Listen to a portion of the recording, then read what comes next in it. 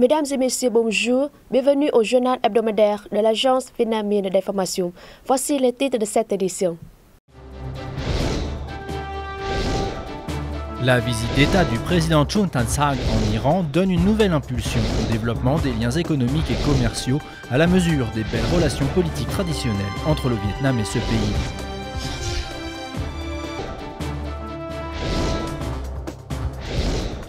Le projet de densification et de réhabilitation des bornes frontalières Vietnam-Laos contribue à édifier une base juridique internationale solide pour la coopération bilatérale dans la défense et la gestion de leurs frontières communes, ainsi qu'à donner des opportunités de coopération au développement via la frontière.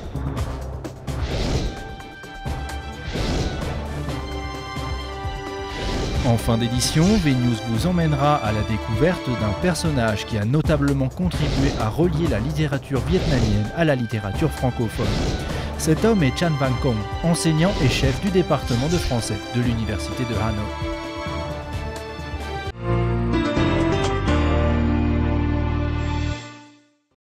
Le président du Vietnam, Chung Tan-sang, a effectué du 13 au 15 mars une visite d'État en Iran sur invitation de son homologue iranien, Hassan Rouhani. Le président Chung Tan-sang a eu un entretien avec son homologue iranien, Hassan Rouhani, lors duquel ils ont dit que les deux pays devraient chercher à coopérer davantage dans l'économie, le commerce et l'investissement pour porter les échanges bilatéraux à 2 milliards de dollars d'ici 5 ans. Les deux parties se sont engagées à créer toutes les conditions favorables aux entreprises afin d'intensifier la collaboration dans des secteurs à fort potentiel tels que l'agriculture, la pêche, l'industrie, l'énergie, les télécommunications, l'industrie automobile, pharmaceutique, le textile-habillement, le pétrole et le gaz et le tourisme. Ils ont également échangé sur des questions régionales et internationales d'intérêt commun tels que le terrorisme, les différents territoriaux dans le monde comme en Asie de l'Est et en Asie-Pacifique. Le chef de l'État vietnamien a également eu des entrevues avec le président de l'Assemblée consultative de la République islamique d'Iran, Ali Larijani, et le président du Conseil de discernement iranien, Hashemi Rafsanjani. Dans le cadre de sa visite d'État en Iran, le président Chung Tan-sang a participé au forum d'entreprises Vietnam-Iran qui regroupait 200 entreprises des deux pays. M. Chung Tan-sang a également rencontré le guide suprême de la révolution islamique, l'ayatollah Ali Khamenei.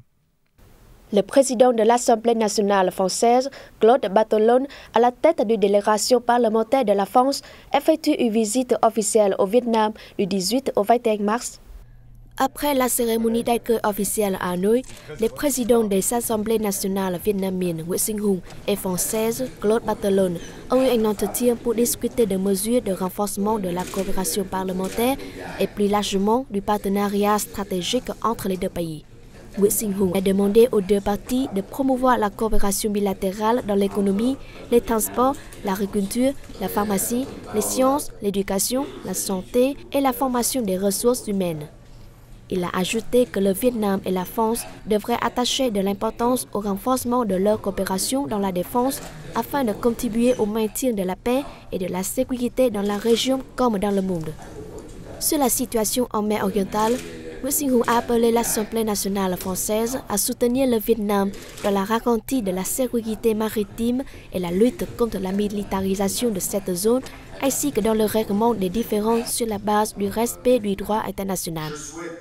Claude Barthelone a informé Nguyễn Sinh Hùng de la ratification le 17 mars de l'accord de partenariat et de coopération Vietnam-Union européenne par l'Assemblée nationale française, avant de souligner que son pays était prêt à coopérer avec le Vietnam dans l'énergie, la gestion des ressources en eau, le traitement de la pollution, la formation des ressources humaines dans la santé et la langue française.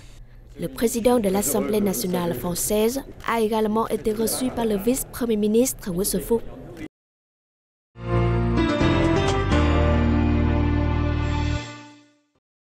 La cérémonie d'État pour dresser le bilan du projet de densification et de réhabilitation des bornes frontalières Vietnam-Laos a eu lieu le 16 mars à Hanoï en présence des premiers ministres vietnamiens Nguyễn Tấn Dũng et laotien Thong Sinh Thamavong. Le projet de densification et de réhabilitation des bornes qui délimitent le territoire des deux pays a été déployé en 2008. Résultat, 1002 bornes ont été construites sur la ligne de démarcation Vietnam-Laos qui s'étire sur 2340 km contre 199 auparavant. Ce projet contribue à édifier une base juridique internationale solide pour la coopération entre les deux pays dans la défense et la gestion de leurs frontières communes, ainsi qu'à donner des opportunités de coopération au développement via la frontière.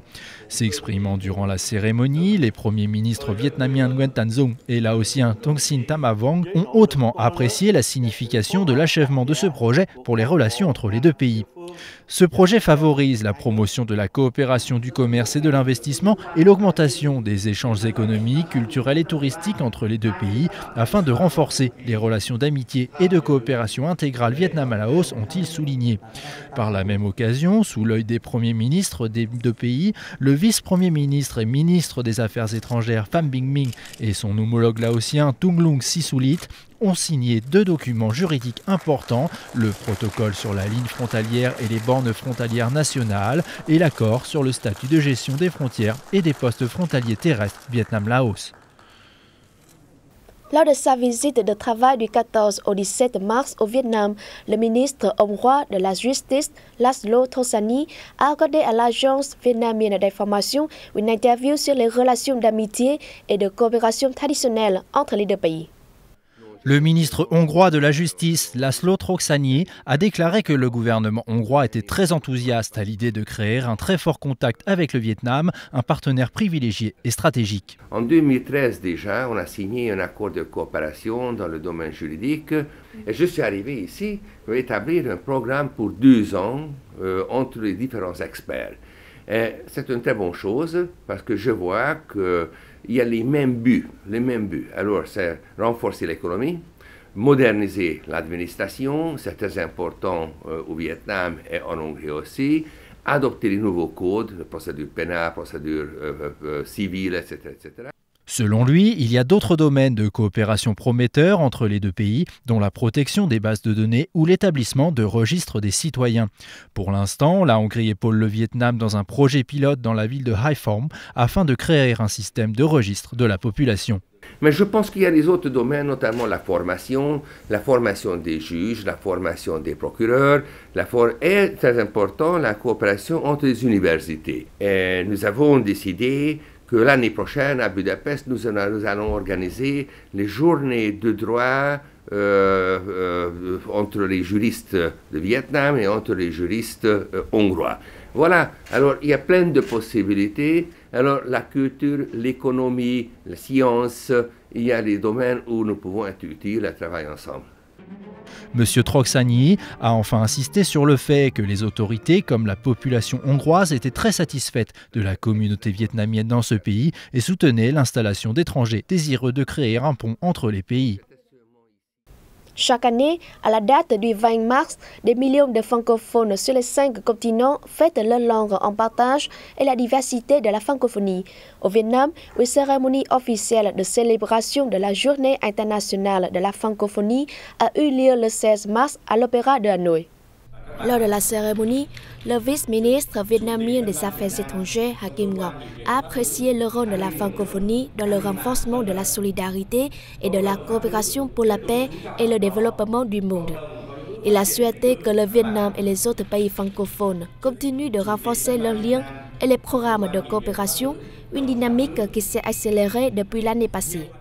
Eric Normand-Thibault, le représentant régional pour l'Asie-Pacifique de l'Organisation internationale de la francophonie, s'est félicité des pas du Vietnam au sein de l'organisation, mais aussi dans l'espace international. Une implication croissante au fil des ans, comme illustre l'envoi de casques bleus vietnamiens dans de récents conflits ou encore la participation du pays lors de la COP21 en décembre dernier. Le représentant de l'Organisation internationale de la francophonie a souhaité partager son optimisme pour l'avenir du Vietnam au sein de la francophonie.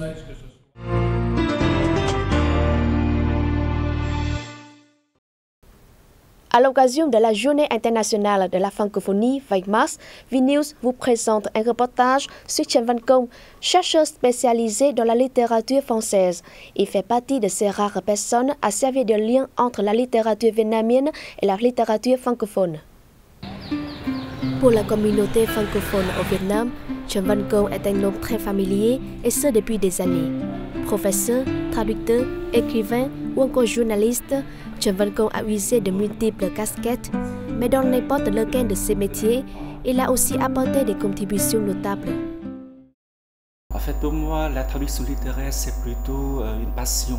Parce qu'en fait, ma profession, ce n'est pas être traducteur. Je suis professeur de français et interprète. Mais si je traduis des livres littéraires du français vers le vietnamien et du vietnamien vers le français, c'est plutôt par l'amour de la littérature. Et j'aimerais bien transmettre la littérature, c'est comme un héritage aux autres. Non seulement il lit des œuvres, il les traduit aussi, puis travaille pour publier des travaux de recherche et des écrits sur la littérature française. Cependant, sa réputation internationale est étroitement attachée à Marguerite Duras, l'écrivaine qui a été imprégnée de culture vietnamienne. Pendant ses années en Belgique, il a consacré sa thèse de doctorat à l'inceste dans les romans indochinois de Duras. J'ai découvert Marguerite Duras assez tard, c'est-à-dire quand j'étais en master à Paris, j'ai eu l'occasion de lire des livres contemporains sur la littérature française et c'était un hasard que j'ai découvert Marguerite Duras avec Un barrage contre le Pacifique, avec L'amant, etc. J'ai découvert une image très claire, très nette de la culture vietnamienne à travers ses œuvres et je pensais que les Français ne pouvaient pas comprendre les subtilités de la culture vietnamienne à travers ses œuvres. C'est pour cela que j'ai décidé de travailler sur ses œuvres.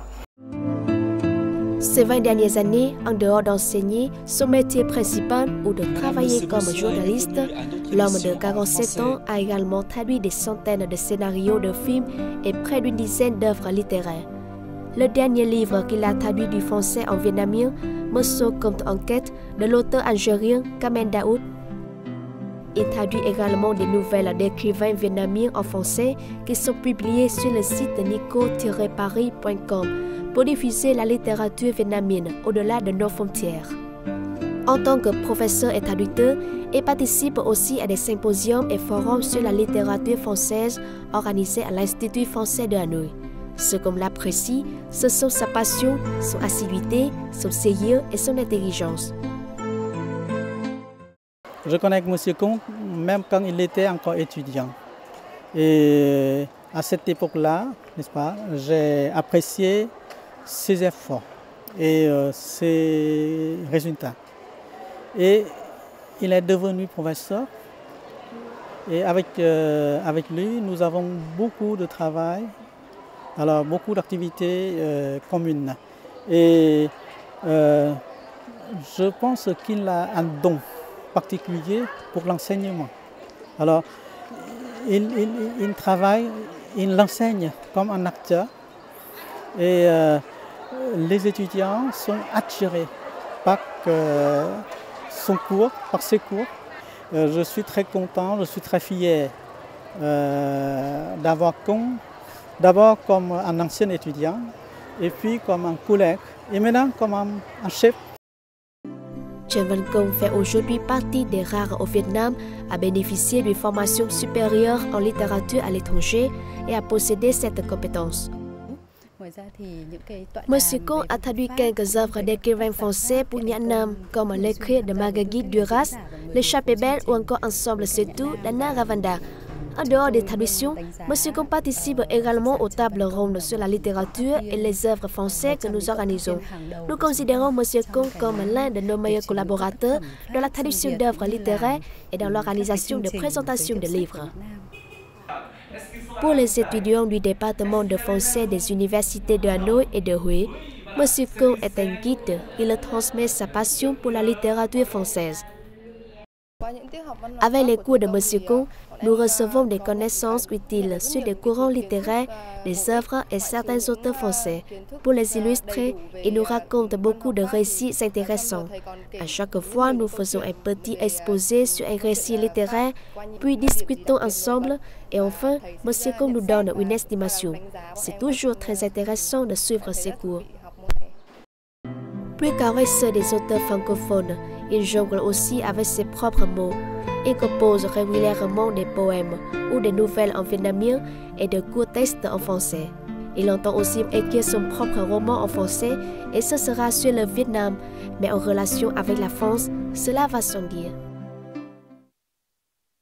C'est la fin de cette édition. Merci de votre fidélité et à la semaine prochaine.